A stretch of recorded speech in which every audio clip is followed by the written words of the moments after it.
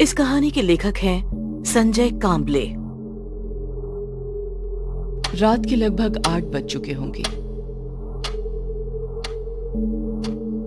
दौड़ते हुए कदमों से पोस्टमार्टम करने वाले मारुति राव पोस्टमार्टम कमरे की ओर चलने लगे। बहुत सालों का पोस्टमार्टम का अनुभव ही उनकी पहचान थी।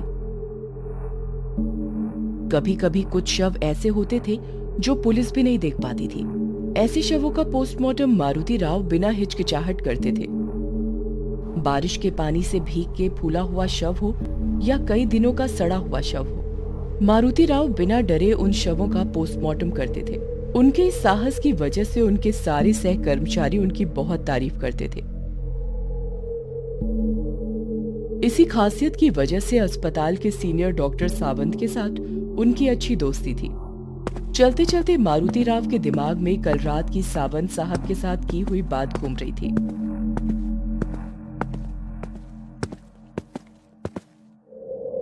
कल रात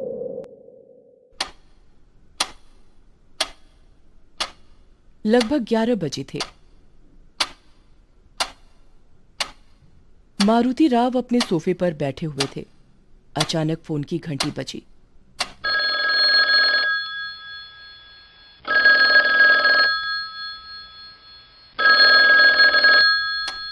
घड़ी की ओर देखते हुए मारुति राव ने फोन उठाया। हेलो जी कहिए सावंत साहब। मारुति, एक लड़का है, उसे काम से निकालना है। मेरी उसके साथ कुछ खास बनती नहीं। उसने मेरे साथ कई बार बदतमीजी से बात की है, इसलिए आज तुम्हारे साथ उसकी ड्यूटी लगाई है। साहब, नाम क्या है उसका? दीपक नाम है उसका। अब ये दीपक बुझ ही गया समझो साहब। पोस्टमार्टम रूम में काम करना कोई बच्चों का खेल नहीं है। मारुति, एक बात पूछूं? संकोच भरी आवाज में सावंत ने पूछा। सावंत साहब, संकोच किस बात का है? पूछिए जो पूछना है। मारुति, तुम इतने सालों से पोस्टमार्टम कर रहे हो, पर क्या तुम्हें भूत प्रेत आत्मा इन बातों पर विश्वास है? भूत? साहब, ये सब मनगढ़ंत कहानियां हैं।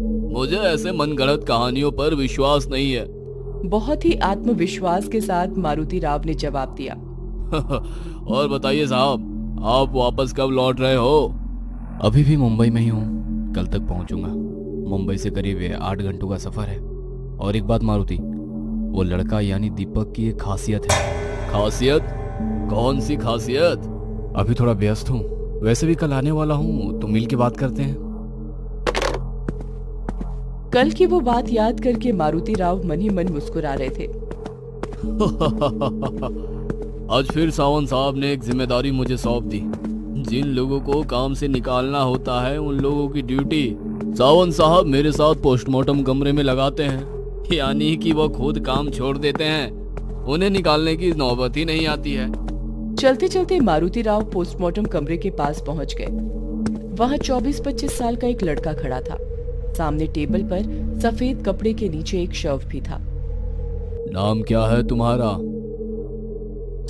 सर दीपक। दीपक, पोस्टमार्टम करते हुए भूल मत जाना दीपक। मारुति राव ने अपनी पोशाक पहनी और दीपक से कहा। डर लग रहा हो तो अभी बताओ। यहाँ कई लोग चक्कर खाकर गिर चुके हैं। मारुति राव ने शव से सफेद कपड़ा हटाते हुए कहा। लगभग 25 साल उम्र होगी इसकी। सिर पूरी तरह कुचला गया है, शायद किसी बड़े पत्थर से खून किया है। शव की अवस्था देख दीपक ने आंखें बंद कर ली। इतने में ही डर गए? सिर्फ सिर तो फटा है, पोस्टमार्टम में तो शरीर के सारे अंग निकालने पड़ते हैं। तब क्या करोगे? मारुति राव की बात दीपक को बुरी लगी। उसने हिम्मत करते हुए शव की ओर देखा और कहा। इसका खून नहीं हुआ है, काम पे जाते वक्त गाड़ी फिसल गई होगी और तभी किसी भारी गाड़ी के नीचे उसका सर कुचल गया होगा, इसलिए चेहरा भी पहचान नहीं सकते।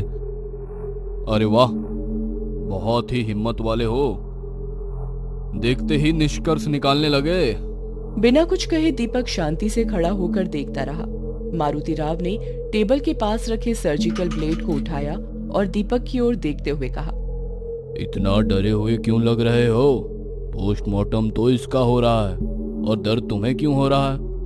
तभी दीपक ने उस शव की तरफ देखते हुए गंभीरता से कहा। मौत के बाद इसके शरीर से बाहर पड़ी आत्मा अपने शरीर का पोस्टमार्टम होते हुए देखेगी तो उसे कैसा लगेगा? दीपक की ये बात सुनकर मारुति राव ने हंसते हुए कहा, आत्मा, भूत प्रेत आत्मा, ये सब मनगढ़ंत कहानियां हैं। मुझे इन सब बातों पर विश्वास नहीं है। दीपक चुपचाप खड़ा रहा और गंभीरता से बोला, मनगढ़ंत कहानियां? माफ कीजिए सर, पर जब तक हम देखते नहीं हम विश्वास नहीं करते। और हम विश्वास करें या ना करें इन्हें फर्क नहीं पड़ता। दीपक का अस्वस्थ चेहरा देखकर मारुति राव ने आत्मविश्वास से कहा, अपना ये पोस्टमार्टम का काम देखकर खुद भूत प्रेत आत्मा हमसे डरते हैं। हो क्यों डरे भला? उन्हें किस बात का डर? जख्म दर्द तो उन्हें होता ही नहीं है। उसके लिए उनके पास शरीर जो नहीं होता वो कहीं भी जा सकते हैं, आपके सामने भी हो सकते हैं। दीपक की इस बात से मारुति राव को गुस्सा आ गया।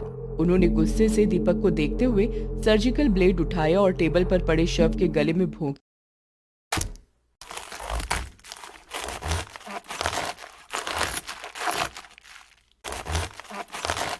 ये सब नजारा देखकर दीपक की आंखें फटी की फटी रह गईं। उसके चेहरे का रंग ही उड़ गया। दीपक के चेहरे का उड़ा रंग देखकर मारुति राव ने उस शव के शरीर के अंदर हाथ डाला और शरीर के कुछ अंग बाहर निकाले और कहा, इसके फेफड़े की हालत देखी, दारू सिगरेट का परिणाम है। अपनी तिरछी नजर से दीपक की जेब से ऊपर निकली सिगरेट के पैकेट को देखते हुए मारुति राव ने कहा, तुम्हारे फेफड़ों का भी यही हाल होगा। लगे हाथ उनकी भी जांच करे क्या? मुस्कुराते हुए उन्होंने कहा, पर दीपक बिना कुछ कहे चुपचाप खड़ा रहा। मारुति राव ने थोड़ा थोड़ा करते हुए पूरा शरीर चीर दिया। आवश्यक अंगों के सैंपल ले लिए। एक हथौड़े से उन्होंने खोपड़ी को अलग किया जैसे कि कोई ढक्कन खोला हो। दीपक भावना शून्य चेहरे से उस शव की ओर देखता रहा। उसके चेहरे को देखते हुए मारुति राव मन में कहने लगे, लड़का बहुत निडर है। चीर फाड़ किए हुए शव को वापस सिल दिया और कहा, दूसरी शव का पोस्टमार्टम भी मैं ही करूंगा। आज तुम बस देखने का काम करो। पोस्टमार्टम किए हुए शव को ढक दिया। वहीं उनकी नजर बाजू में सफेद कपड़े से ढके हुए दूसरे शव पर पड़ी। थोड़ी देर पहले ही वो शव वहां रखा था। शव के बाजू में पैड पर शव का नाम लिखा था। नाम पढ़कर मारुति राव की आंखें फटी की फटी रह गईं और दीपक की ओर डर भरी आंखों से देखने लगे। दीपक निडर जैसा खड़ा था। क्या सचमुच दीपक निडर था या वो निडर होने का नाटक कर रहा था?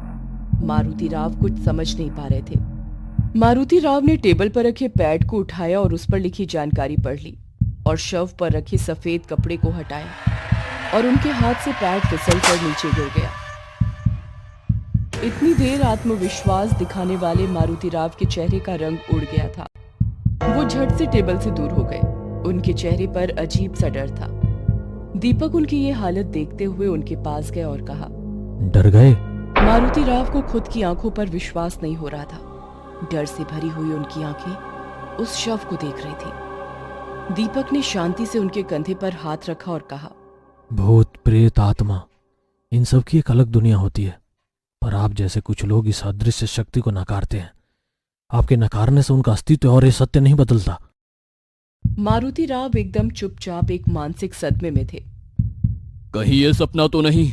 नहीं, ये तो सच है। उनकी आंखें फटी की फटी थीं, जैसे उन्हें सांप सूंघ गया हो। अभी अभी पोस्टमार्टम किए हुए शव को वो पीछे मुड़कर देखने लगे। सब कुछ मारुति राव की कल्पना शक्ति के परे था। मारुति राव की ये हालत देखकर दीपक के चेहरे पर एक अजीब सी मुस्कान आ गई। उनके रंग उड़े हुए चेहरे को देखते हुए दीपक ने कहा, आपका चेहरा बता रहा है ऐसा दृश्य आपने अपनी जिंदगी में पहली बार देखा है। तभी दरवाजा खोलते हुए सीनियर डॉक्टर सावंत और उनके सहकारी शिंदे अंदर आ गए और टेबल पर रखे शव को देखते हुए कहा, ये अचानक कैसे हुआ? रात को नींद में दिल का दौरा पड़ा। रात को जो सोए तो उठे ही नहीं। ऐसे अचानक मौत हुए इंसान की आत्मा ये बात स्वीकारती नहीं है कि शरीर अब खत्म हो गया है। वो आत्मा हर रोज की तरह सारे काम करती है। दीपक की इस बात ने दोनों का ध्यान खींच लिया। अरे हाँ शिंदे, ये दीपक है। इसने आज से ही ड्यूटी ज्वाइन की है। और हाँ, इसकी एक खासियत भी है, ये प्रेत आत्माओं के साथ बातें कर सकता है। तभी शिंदे ने हंसते हुए कहा, यानी अपने मारुति की आत्मा उसके शव के साथ काम करने आई होगी। इस लड़के को ही पूछ लो, वैसे तो मेरा भूत प्रेत आत्मा इन सब मनगढ़ंत कहानियों पर विश्वास नहीं। टेबल पर रखे दोनों शव का पोस्टमार्टम कर दो शिंदे। तभी दीपक ने टेबल पर रखे मारुति राव के शव का चेहरा ढक दिया और सावंत साहब के पीछे आधी खुली खिड़की की ओर देखते हुए कहा, मारुति राव भी इन मनगढ़ंत कहानियों पर कहाँ विश्वास करते थे। दीपक की ये बात सुनकर सावंत साहब सुन्न हो गए।